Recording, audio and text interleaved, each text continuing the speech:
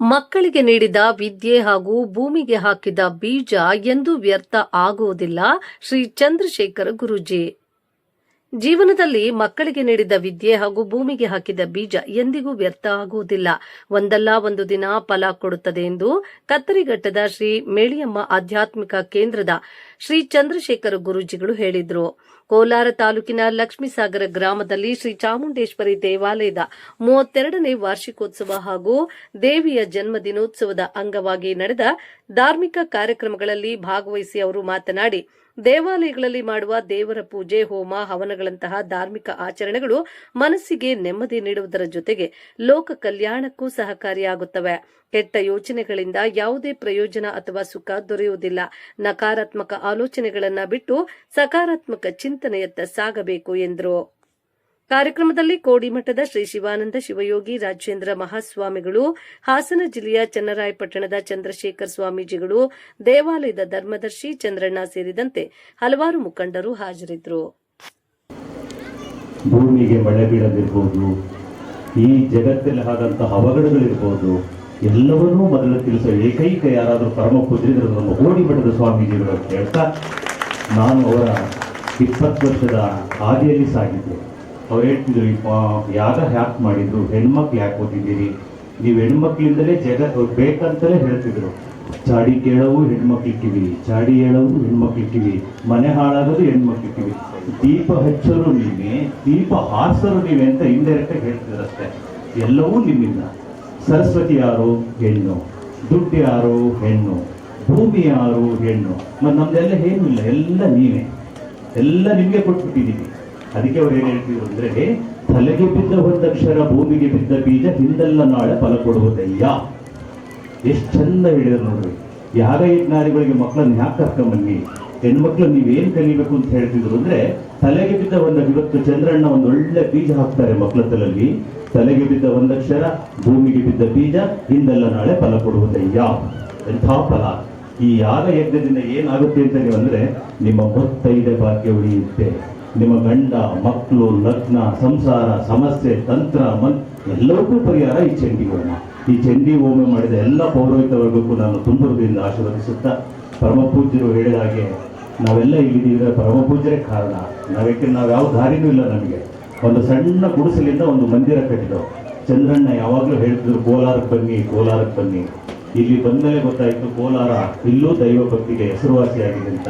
ನಾನು ಬರಬೇಕಾದ್ರೆ ಕಾರಲ್ಲಿ ಹೇಳ್ತೀನಿ, ಎಲ್ಲ ದೊಡ್ಡ ದೊಡ್ಡ ಬಿಲ್ಡಿಂಗ್ ಕಾಣ್ತಿದೆ, ಏನು ಹೊಲ ಎಲ್ಲ ಮಾಯ ಹಾಕ್ಬಿಡ್ತಾ. ಏಕೆಂದ್ರೆ ಭೂಮಿ ನಾನು 100 ಅಲ್ಲ 1000 ವರ್ಷ ಅಲ್ಲೇ ಇಡ್ಬೋದು, ನಿಮ್ಮ ಹಣ ಇಡ್ಲಿಕ್ಕಾಗಲ್ಲ.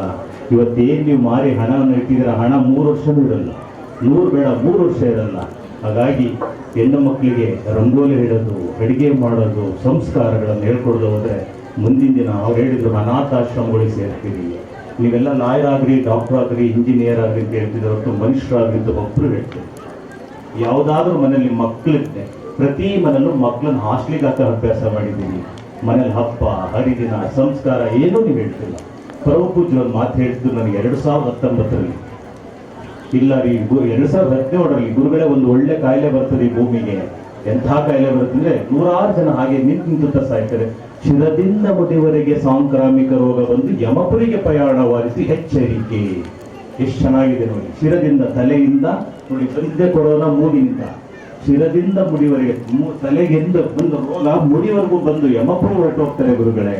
ಅದಕ್ಕೆ ನಾನು ನಿಮ್ಗೆ ಹೇಳ್ತಿರೋದು, ರೋಗ ರುಜಿನಗಳು ಹೀಗೆ ಮೈಲಿಗೆ ಅಂತಿರಲ್ಲ, ಮಡಿನ ಮೈಲಿಗೆ ಅನ್ನೋದು ಒಂದು ನಿಮ್ಮ ಸ್ವಚ್ಛತೆ ಅಷ್ಟರಲ್ಲಿ ಬೇರೆ ಏನೂ ಇಲ್ಲ ಅಂತ ಹೇಳ್ತಾ, ಯಾವುದೋ ಕಷ್ಟ ಬಂದಾಗ ನೀವು ಕಣ್ಣೀರು ಹಾಕೊಂಡು ಹೇಳ್ತೀರಿ ಅವ್ರ ಹತ್ರ, ಅವರಿಗೆ ಖುಷಿ ಪಡ್ತಾರೆ ಹೊರತು ನಿಮ್ಮನ್ನು ನೋಡಿ ದುಃಖ ಪಡಲ್ಲ. ಅದನ್ನೇ ಡಿ.ವಿ. ಗುಂಡಪ್ಪನವ್ರು ಹೇಳಿದ್ರು, ಹುಟ್ಟಿದರೆ ಬೆಟ್ಟದಲ್ಲಿ ಹುಲ್ಲಾಗಿ ಹುಟ್ಟು, ಮನೆಗೆ ಮಲ್ಲಿಗೆ ಹೂವಾಗು, ಕಷ್ಟಗಳ ವಿಧಿ ಸುರಿಮಳೆ ಬಂದಾಗ ಕಲ್ಲು ಬಂಡೆಯಾಗು, ದೀನ ದಲಿತರಿಗೆ ಕಲ್ಲು ಸಕ್ಕರೆಯಾಗು ಮಂಗುತಿಮ್ಮ.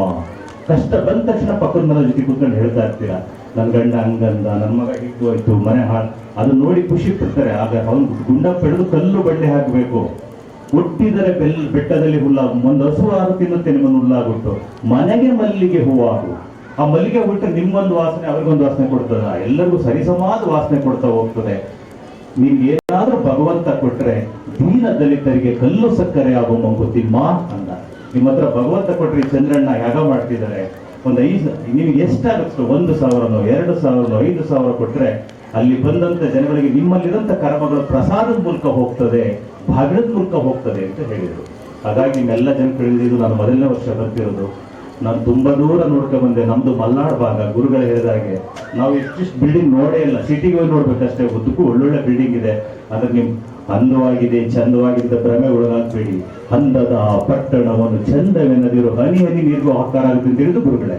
ಕುಡಿಯೋ ನೀರಿಂದ ಸಾಯ್ತೀರಿ, ನೀವು ಬರೆಸ್ತಾರ ಬೋರ್ವೆಲ್ಲು ನಿಮ್ಮನ್ನ ಬಲಿ ತಗೊಳುತ್ತೆ ಅಂತ ಹೇಳ್ತಾ ಹೆಣ್ಮಕ್ಳಿಗೆ ಹೇಳೋದಿಷ್ಟೇ, ಸಂಜೆ ಆದ್ರೆ ನೀವು ಪ್ರತಿ ಶುಕ್ರವಾರ ಗಂಡನ್ನ ಪೂರ್ವಾಭಿಮುಖ ಕೂರಿಸಿ ಆ ಗಂಡನಿಗೆ ಪಾದ ಪೂಜೆ ಮಾಡಿದ್ರೆ ನಿಮ್ಗೆ ಮಾಂಗಲ್ಯ ಬರ್ತದೆ ಅಂತ ಹೇಳ್ತಾ, ಅಪ್ಪ ಅಮ್ಮ ಏನಾದ್ರು ಇದ್ರೆ ಅವರಿಗೆ ಮಾಡಿದ್ರೆ ಇನ್ನೂ ಶ್ರೇಷ್ಠವಾದ ಫಲ ಕೊಡುತ್ತೆ ಅಂತ ಹೇಳ್ತಾ, ಎಲ್ಲರೂ ನೀವು ಸಿಟಿಗೆ ಹೋಗಿ ಮನೆ ಮಾಡಿ ಮಕ್ಕಳನ್ನೆಲ್ಲ ಕರ್ಕೊಂಡೋಗಿ ಗಂಡನ್ನೂ ಸಾಲ್ಗಾರ ಮಾಡ್ತಿದ್ದೀರಾ, ನೀವೂ ಸಾಲ್ಗಾರ ಆಗ್ತಿದ್ದೀರಾ. ಅದಾಗಬಾರ್ದು. ಮೊದಲು ತಂದೆ ತಾಯಿಗಳನ್ನ ಪೂಜೆ ಮಾಡಿ, ಅತ್ತೆ ಮಾವನ್ನ ಪೂಜೆ ಮಾಡಿ ಅಂತ ಹೇಳ್ತಾ ಈಗ ಬಂದಿರೋ ತುಂಬಾ ಜನ ಹೆಣ್ಮಕ್ಳಿದ್ದೀರಿ. ನಿಮ್ಮಲ್ಲೊಂದು ಮನವಿ ಮಾಡೋದಿಷ್ಟೇ, ಹೆಣ್ಣು ಮಕ್ಕಳಿಗೆ ಸಂಸ್ಕಾರನ ಬೀಜ ಹಾಕಿ. ಮುಂದಿನ ದಿನ ರಂಗೋಲಿ ಬಿಡ್ತಾರೆ. ಯಾಕೆ ಬಿಡ್ತಾರೆ ರಂಗೋಲಿ? ಯಾರಿಗೂ ಹೊರಗೇ ಇಲ್ಲ. ಆ ರಂಗೋಲಿ ಬಿಡೋದ್ರಿಂದ ಬೆಳಿಗ್ಗೆ ಎದ್ದ ತಕ್ಷಣ ಅವಳಿಗೆ ಎಲ್ಲಾ ಕ್ರಿಯೆಗಳು ಸುಲಭ ಆಗ್ತಾ, ನಾಳಿನ ಗರ್ಭಿಣಿ ಆದಂತ ಸಂದರ್ಭದಲ್ಲಿ ಆ ಕ್ಯಾರಿ ಮಾಡೋ ಹೊಟ್ಟೆ ಕೂತು ಅವಳಿಗೆ ಯಾವುದೇ ಅಭಾಷಣ ಆಗದೆ ಇರಲಿ, ಯಾವುದೇ ಸಿಜರಿನ್ ಆಗದಂಗಿರಲಿ ತಿಂದೆಲ್ಲ ರಂಗೋಲಿ ಇಡ್ತಿದ್ರು, ಬಾಗಿಲಿಗೆ ನೀರು ಹಾಕ್ತಿದ್ರು. 5 ಗಂಟೆಗೆ, ಈ ಬಹುಶಃ 8 ಗಂಟೆ ಆದ್ರೂ ಯಾರು ಹೇಳೋರು ಇಲ್ಲಂಗ ಹೋಗ್ಬಿಟ್ಟಿದ್ದೀರಾ. ಎಲ್ಲ ಆಧುನಿಕತೆಗೆ ಹೋಗ್ಬಿಟ್ಟಿದ್ದೀರಾ. ನೀವು ಹೆಂಗೆ ಅಂದ್ರೆ ನಾವು 9 ಗಂಟೆ ಮೇಲೆ ನೀರು ಹಾಕಿದ್ರೆ ಫ್ಯಾಷನ್ ಅನ್ಕೊಂಡ್ಬಿಟ್ಟಿದ್ದೀರಾ. ನಾನು ಯಾವಾಗಲೂ ಹೇಳ್ತಿರ್ತೀನಿ, ನಾಗರಿಕತೆ ಅತಿ ಎತ್ತರ ಉತ್ತಂಗಕ್ಕೇರಿದ ಅನಾಗರಿಕರು ಮಾನವರಾಗ್ತಿದ್ದೀರಿ. ನಿಮಗೆ ದುಡ್ಡು ಬಿಟ್ಟರೆ ಜಗತ್ತಲ್ಲಿ ಏನೂ ಗೊತ್ತಿಲ್ಲ. ಅದು ಯಾವುದೋ ಮನೆಗೆ ಹೋಗಿದ್ದಲ್ಲಿ ಹೇಳ್ತಾ ಇದೆ, ರೂಪಾಯಿ ಮೌಲ್ಯ ಜಾಸ್ತಿ ಆಯಿತು, ಸಂಬಂಧದ ಮೌಲ್ಯ ಸತ್ತು ಹೋಗಿದೆ. ಎಲ್ಲಿದೆ ನಿಮ್ಮ ಅತ್ತೆ ಮಾವ? ಗುರುಗಳು ಹೇಳ್ಬೇಕಂತ ಮಮ್ಮಿ ಡ್ಯಾಡಿ ಹಿಂದೆಲ್ಲ ಹಳ್ಳಿಲಿ, ನಮ್ಮ ಹಳ್ಳಿ ಒಳಗಡೆ ದೊಡ್ಡ ಕುಟುಂಬ, ಎಲ್ಲರನ್ನೂ ಮಾವ ಅಂತ ಕರೆಯೋರು.